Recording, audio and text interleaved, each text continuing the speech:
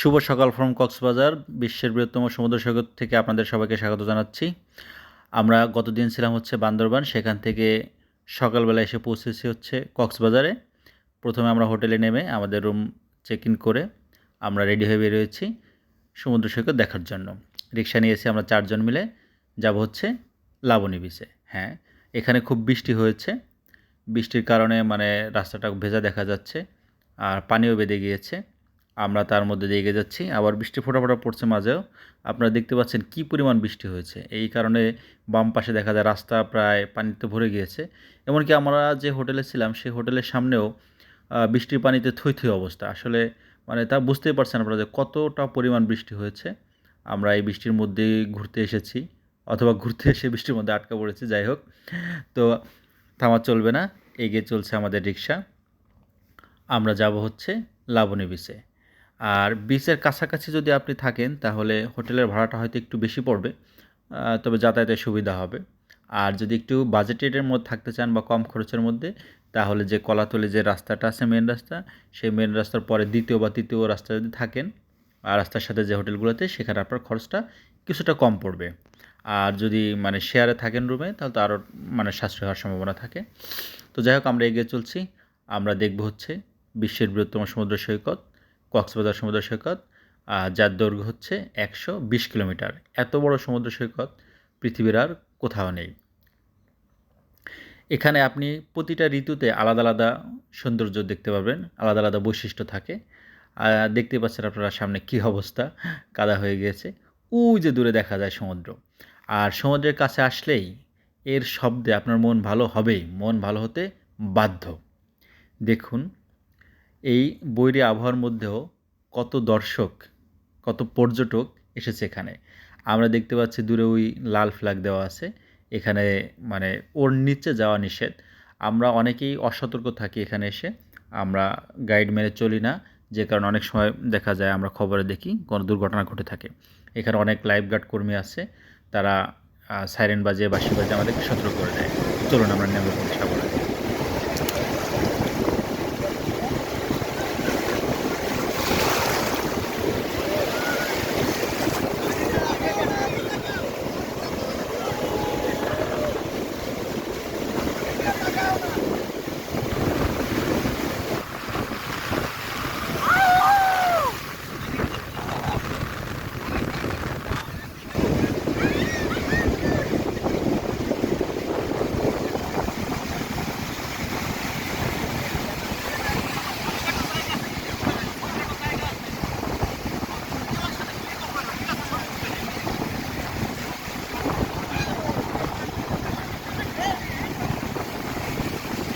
তো অনেকক্ষণ সাগরে লাফালাফি, দুষ্টুমি, ফুটবল খেলা, গোসল করার পরে আমরা এখন চলে যাব হচ্ছে রুমে। সেখানে দুপুরে খাওয়া দাওয়া করব। এরপরে বিকেলে ঘুরে দেখব আরও কয়েক জায়গায়।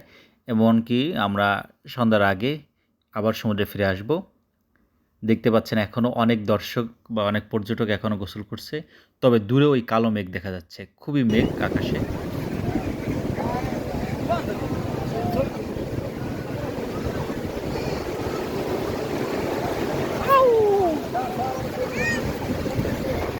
তো বিকেলে গিয়েছিলাম হচ্ছে হিমছড়িতে এবং ফিশ অ্যাকুরিয়ামটা দেখার জন্য। সেই ভিডিও আসবে খুব শীঘ্রই। আর সেই ভিডিও দেখার জন্য আমার পেজটি আর চ্যানেলটি সাবস্ক্রাইব করে রাখতে পারেন। আমরা এসেছি হচ্ছে পরের দিন সকালে। হ্যাঁ, পরের দিন সকালে বিচে এসেছি। একটু দেরি হয়েছে আসতে, কারণ মেঘ ছিল, বৃষ্টি ছিল। তার মধ্যে আমরা চলে এসেছি। আমরা এখন দেখতে পাচ্ছি সাগর খুব উত্তাল রয়েছে।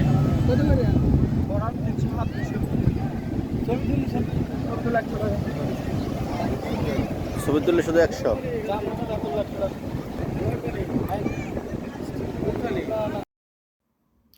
তো এখানে হচ্ছে বিচ বাইক আছে, ঘোড়া আছে। আপনি বিচ বাইকে এবং ঘোড়ায় চড়ে পুরো বিচটা ঘুরে দেখতে পারেন, সুন্দর করে দেখতে পারেন। এর জন্য আপনি দরদাম করে নেবেন। আমরা হচ্ছে দরদাম করে নিয়েছি। পুরাটা বিচ রাউন্ড দিবে, তাতে ঠিক চেয়েছিল হচ্ছে 300 টাকা। আমি বলেছিলাম হচ্ছে 200 টাকা। আর অর্ধেক যদি আমরা রাউন্ড দিই তাহলে দেবে 150 টাকা। আর যদি আপনি শুধু ছবি তোলেন বিভিন্নভাবে ঘোড়ার সাথে বা ঘোড়ার উপরে উঠে, তাহলে আপনাকে দিতে হবে 100 টাকা। যাই হোক, আমি পুরাটা বিচ রাউন্ড দেবো এইভাবে ঠিক করে নিয়েছিলাম হচ্ছে 200 টাকায়। তো শুরু হয়েছে। তো ঘোড়ায় এটাই আমার প্রথম অভিজ্ঞতা, আগে কখনো ঘোড়ায় উঠিনি। আমরা যে কোনো গাড়িতে উঠলে সেটা স্মুথ চলে, কিন্তু এই ঘোড়াটা তো মানে ঘোড়া তো পশু বা প্রাণী, সেটি লাফিয়ে লাফিয়ে চলে। আমার ব্যালেন্স করতে কষ্ট হচ্ছিলো। এরপরে হাতে ছিল ক্যামেরা, আর এই ক্যামেরা ধরে রাখাটা খুবই দুঃসাধ্য ব্যাপার হচ্ছিল। ঘোড়া কাঁপে, ক্যামেরা কাঁপে, আমি নিজেকেও ঠিক রাখতে পারি না, এদিকে আবার ক্যামেরা ধরে রাখতে হচ্ছে। যাই হোক, তারপরেও সাহস নিয়ে কষ্ট করে এগিয়ে যাচ্ছি। এক অন্য ধরনের অনুভূতি হচ্ছে। হ্যাঁ, ঘোড়ার যে সওয়ার সে সাথে আছে।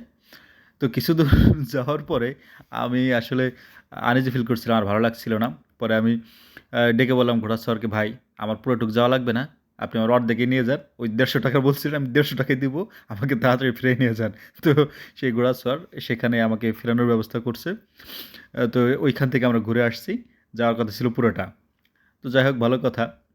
এখন কিছুক্ষণের মধ্যে দেখলাম আ ঘোড়ার সওয়ার সে দড়ি ছেড়ে দিয়েছে। দড়ি ছেড়ে আমার হাতে দিয়ে দিছে। তো আরও বেশি বিপদে পড়লাম। এখন আমি কী করতে পারি? এই ঘোড়া কাঁপে, এদিকে আমার ক্যামেরা কাঁপে। আমি নিজেকে সামলাবো না ঘোড়াকে সামলাবো, না কী করবো? আবার সামনে থেকে লোকজন দেখা যায়। ওই দেখুন পিছনে আমার ঘোড়ার সওয়ার। এই যখন আমি দেখতে পাইছি দড়ি ছেড়ে দিছে, তখন আমার অবস্থা আরও খারাপ। আমার মনে হচ্ছে আমি এখনই পড়ে যাবো। এখনই আমার অবস্থা খারাপ হয়ে যাবে। দেখতেই পাচ্ছেন। "ওরে! আমার নামায় দাও। ওরে, ওরে! ভয় করে। কিরে? ভয় লাগতেছে খুব কিন্তু।" কি আমার হার্টবিট খুব আকারে বেড়ে গিয়েছিল। আমি কী করবো সামলাইতে পারতেছিলাম না নিজেকে। আ বারবার ডাকতেছিলাম ঘোড়া সওয়ারকে, "ভাই তাড়াতাড়ি আসো, তাড়াতাড়ি আসো।" এখন ও কোন দিকে আছে, আমি কোন দিকে যাচ্ছি, আমি নিজেই সামলাতে পারতেছিলাম না। ও পরে দৌড়ে আসছে। দৌড়ে এসে ঘোড়া ধরছে। আমাকে শিখাই দিচ্ছিল, যদি আপনি ডান দিকে নিতে চান তাহলে এই রশির ডান দিকে টান দিবেন। যদি বাম দিকে নিতে চান তাহলে বাম দিকে টান দিবেন। আর যদি দাঁড় করাইতে চান তাহলে ২ টি একসাথে টান দিবেন। তো আমি টান দিতে যাই উল্টো-পাল্টা হয়ে যাচ্ছে। একবার সাগরের মধ্যে চলে দিছে, আবার উপর দিকে চলে দিছে। আমি সামলাইতে পারতেছিলাম না নিজেকে। আপনারা দেখতেই পাচ্ছেন কীভাবে ঘোড়াটা দৌড়াচ্ছে। আবার সামনে লোকজন দেখা যাচ্ছে। আমার ভয় লাগতেছে যদি কোনো লোকজনের উপর উঠে যায়। তবে এটা আসলে একটা অন্যরকম অনুভূতি ছিল। দারুণ একটা অনুভূতি ছিল। আমি এই ১ম ঘোড়ায় উঠেছি। আগে কখনো কোনোভাবে ঘোড়ায় চড়ি নাই। অনেকেই দেখি ছোট বয়সে পিচ্চিরা ঘোড়া সামলায় বা ঘোড়ার দৌড়ে অংশগ্রহণ করে। খুবই রোমাঞ্চকর একটা ব্যাপার। দেখতেই পাচ্ছেন এখন আরও কাঁপাকাঁপি মনে হলো বেশি জোরে শুরু হইছে। ভিতর পর্যন্ত কেঁপে যাচ্ছে। অবস্থা খুবই খারাপ। আপনারা যদি মানে ভয় থাকে তাহলে এই ঘোড়ায় উঠবেন না। পরে আমার সফরসঙ্গী যারা আছে তাদের ডাকতেছিলাম, "ভাই তাড়াতাড়ি আসো, তাড়াতাড়ি আসো তোমরা, আমার অবস্থা খারাপ। তোমরা তাড়াতাড়ি আগে আসো।" আবার পিছনে যে ক্যামেরাম্যানগুলো আছে ওরা জানি লেগেই থাকে। "স্যার ছবি তুলে দেই, স্যার ভাই ছবি তুলে দেই, পেন ড্রাইভে দিয়ে দিবনে, হোয়াটসঅ্যাপে দিয়ে দিব, মোবাইলে দিয়ে দিব।" কত ধরনের সুযোগ সুবিধা সম্বলিত তাদের বিজ্ঞাপন থাকেই। ছবি তুলে দিতে হবে। আর এখানে অবশ্যই আপনারা ছবি তোলার সময় দরদাম করে নিবেন। ঠিকঠাক করে তারপরে ছবি তুলবেন। না হলে ধরা খাওয়ার সম্ভাবনা আছে। এবার নেমে পড়ার পালা। নেমে পড়ার সময় যেমন ওঠার সময় ধরে হেল্প করছে কীভাবে উঠতে হবে। নামার সময় হেল্প করছে না, বলতেছে ভাই একা একাই নামতে হবে। ওই যে পায়ের মধ্যে যেটা আটকানো থাকে যেটা দিয়ে মানে কন্ট্রোল করে নিজেকে, সেখান থেকে পা বের করে পরে নিজে, নিজে লাফ দিয়ে নেমে গেলাম। না বৃষ্টি যায় না, আমি উঠবো না। তো সকালে বেশি সময় থাকতে পারিনি, কারণ আবহাওয়াটা বেশ খারাপ ছিল। অনেক বৃষ্টি চলে এসেছিল। মুহূর্তের মধ্যেই অনেক বৃষ্টি আসে। আমরা দৌড়ে যে দোকানগুলো থাকে বিচের পাশে সেখানে আশ্রয় নিয়েছিলাম। অনেকক্ষণ আটকা থাকার পরে দুপুরে খাবারের সময় হয়ে গেছে। আমরা চলে গিয়েছিলাম রুমে। ফ্রেশ হয়ে খাওয়া-দাওয়া করে বিকালবেলা আবার ফিরে এসেছি সমুদ্র দেখার জন্য। সমুদ্রটা আপনি সকালে একরকম, বিকালে একরকম, দুপুরে অন্যরকম, রাতে আরও বেশি অন্যরকম। যদি জ্যোৎস্না রাত থাকে তাহলে তো কথাই নেই। আপনাকে প্রতিটা সময় আসতে হবে সমুদ্রের সৌন্দর্য দেখতে হলে। তো দেখুন রাতের মার্কেট। রাতে খুবই সুন্দরভাবে দেখা যায় এখানকার যে বিচের মার্কেটগুলো থাকে, বিভিন্ন ধরনের সামুদ্রিক জিনিসপত্র, বার্মিজ আচার, তারপরে গহনা আইটেম ইত্যাদি থাকে। এছাড়াও আমরা বিচের পাশে দেখছি, এটা হচ্ছে কলাতলী সমুদ্র সৈকতের যে রাস্তাটা, সেই রাস্তায় ওই মাছ ফ্রাই করে। সামুদ্রিক মাছ আপনি এখানে দেখে দরদাম করে কোনোটা পিস হিসাবে, কোনোটা কেজি হিসাবে বিক্রি করে থাকে। আপনার সামনেই সেগুলোকে ওজন করে দাম ঠিক করে তারপরে কেটে ফ্রাই করে দিবে। প্রতিটা দোকানের সাথেই ফ্রাই করার ব্যবস্থা আছে। আর এখানে একটা বিষয় দেখেন, এমনভাবে লাইটিং করা থাকে মাছটা যে কী অবস্থায় আছে আপনার বোঝা মুশকিল হবে। তাই আপনাকে দেখে বিচার বিশ্লেষণ করে কিনতে হবে। পচা মাছ কিনে যাতে ধরা না খান সে ব্যাপারে সতর্ক থাকতে হবে এবং একটু যাচাই বাছাই করে খাবেন। দেখা যায় কোনো দোকানে কম, কোনো দোকানে বেশি থাকতে পারে। এজন্য একটু নিজে ঘুরে, ঘুরে দেখতে হবে।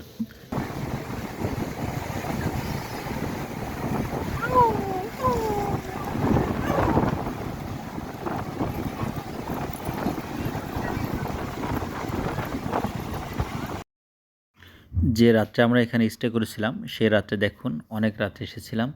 রাতের সৌন্দর্যটা, সমুদ্র নীরব, এখন ভাটার সময় সমুদ্রের পানিটা অনেকটা দূরে চলে যায়, হ্যাঁ? আর রাতের আলোতে বিচে অনেকগুলো লাইট দেওয়া আছে। রাতের আলোতে দেখুন কি সুন্দর দেখা যাচ্ছে, দারুণ লাগছে।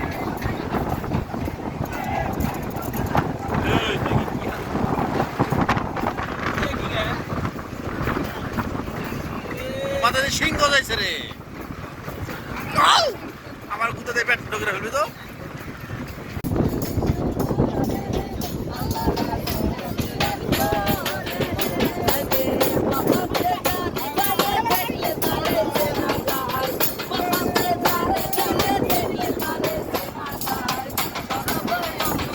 তো বন্ধুরা শিঙের গুঁতা খেলাম, গান শুনলাম। গান শুনতে, শুনতে এবার বিদায় নেওয়ার পালা। কক্সবাজারের ভিডিওটা এখানেই শেষ করছি। খুব শীঘ্রই ফিশ রেডিয়েন্টের যে ফিশ অ্যাকুয়ারিয়ামে গিয়েছিলাম, হিমছড়িতে গিয়েছিলাম এবং কক্সবাজার রেল স্টেশনে গিয়েছিলাম, সেসব ভিডিও নিয়ে খুব শীঘ্রই আপনাদের মাঝে আসবো। আপনি যদি ফেসবুক থেকে আমার পেজটি দেখে থাকেন তাহলে ফলো দিয়ে রাখবেন, ইউটিউবে থাকলে সাবস্ক্রাইব করে রাখবেন। ধন্যবাদ সবাইকে।